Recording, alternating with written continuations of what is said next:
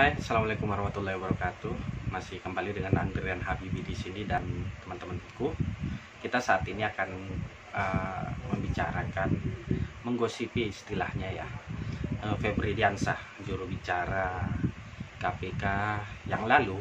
Sebelumnya, ya saat ini sih dia sudah mengundurkan diri dari KPK.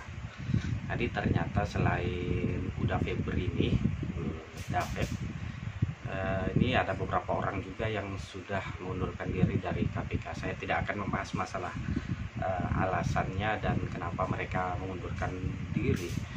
Dan yang akan kita bahas di sini adalah Davidnya. Baik, Uda Febri itu kan memang cukup terkenal ya. Saya pernah mendengar kisah tentang dia dahulu sebelum dia seterkenal ini.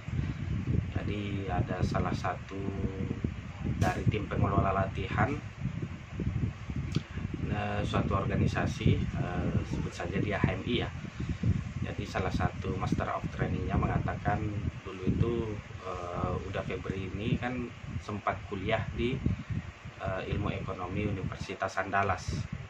Setelah itu kehebatan dia dalam hal menulis misalnya atau mengungkapkan pendapatnya, menyampaikan pendapatnya ya istilahnya, itu memang sudah kelihatan dari sejak dia remaja. Jadi dia sudah pernah memiliki tim media dulu, tergabung di buletin atau majalah begitu. Tapi karena satu dan lain hal, akhirnya Uda Febri ini tidak menyelesaikan kuliahnya di UNAN dan dia ikut tes sampai akhirnya lulus di UGM Fakultas Hukum.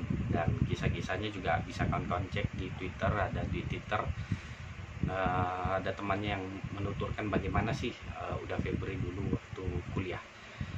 Dan saya pikir ini terkait pilihan hidup ya, pilihan. Jadi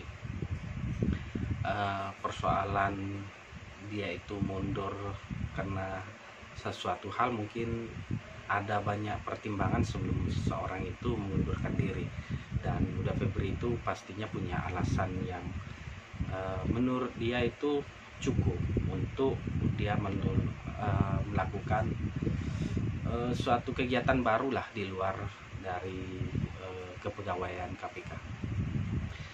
Namun dari sisi pilihan, tentu pilihan ini terkait pilihan kita pribadi itu punya pro kontra di luar, apalagi seseorang yang cukup fenomenal, cerdas dan berintegritas seperti Uda Febri itu, apapun pilihan jalan hidupnya tentu akan menjadi perbincangan banyak orang, termasuk beberapa hal kan sejak dia menyampaikan pengunduran dirinya dari KPK itu kan sudah dijawab oleh Uda Febri ini ke media-media, dan saya pikir videonya cukup banyak.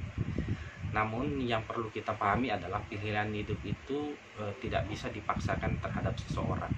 Kita mungkin mengidolakan seseorang, dan pada saat idola kita itu memilih jalan hidup tertentu, maka tidak perlu mengomentarinya. Mungkin di suatu ketika saat kita ngopi bareng dengan dia, makan goreng itu di saat-saat udara yang sejuk, ada angin yang berhembus sepoi-sepoi, dan mungkin di situ kedekatan antar manusia akan membuka tabir kira-kira apa alasannya. Bisa saja seperti itu, tapi untuk saat ini itulah pilihan hidup dari Uda Febri.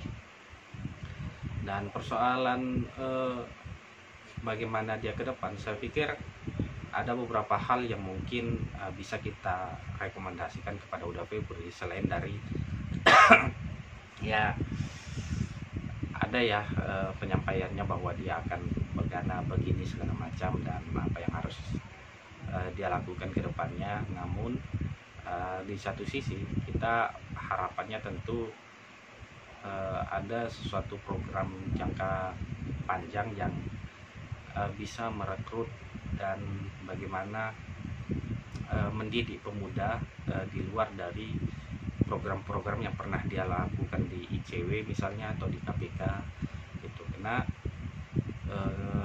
saat ini banyak pemuda-pemuda itu, atau khususnya pemuda-pemuda yang berasal dari kampung Uda Febri misalnya, yang saya tahu itu agak kurang berminat ke NGO.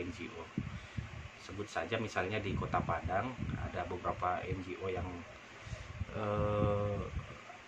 aktif di bidang advokasi masyarakat misalnya, memang tidak terfokus di isu korupsi ya, tapi banyak misalnya ada LBH, BBHI, Rumah Bantuan Hukum, KPMM dan macam lah.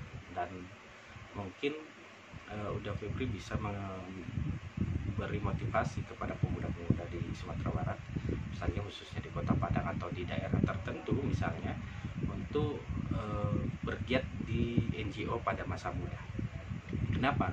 Nah, pada saat ini banyak tantangan dari mahasiswa sendiri, ya namanya pilihan juga ya. Ada yang memilih untuk UKM, ada yang memilih di jalur organisasi kemahasiswaan, dan ada juga yang memilih mungkin di beberapa jalur NGO. Tapi beberapa NGO itu memang ada penurunan di jumlah anggota dan penggiatnya, dan harapannya sih mungkin ada baiknya juga pada masa COVID ini, pada PSBB misalnya, banyak orang yang beraktivitas menggunakan media daring, dan itu bisa dimanfaatkan untuk bagaimana memotivasi pemuda-pemuda dan bagaimana agar mereka aktif di NGO.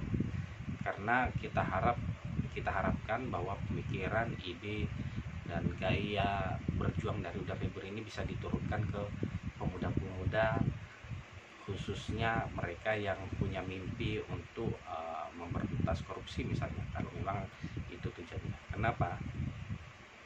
Karena kita melihat bahwa pada masa pandemi misalnya ini, pada masa ini kebanyakan dari teman-teman seperti yang saya sampaikan tadi itu, yang muda-muda maksudnya, seperti kehilangan gairah untuk advokasi ya. Dan ya memang sih ada kewajiban untuk tetap di rumah, bekerja di rumah dan sebagainya macamnya. Tapi kan ada kegiatan-kegiatan advokasi yang bisa menggunakan media-media daring, dan itu masih agak kurang jumlah kegiatannya atau aktivitasnya. Dan saya harap Uda Febri itu punya perhatian untuk hal-hal seperti itu. Oke, Uda Febri, selamat berjuang terus, semangat.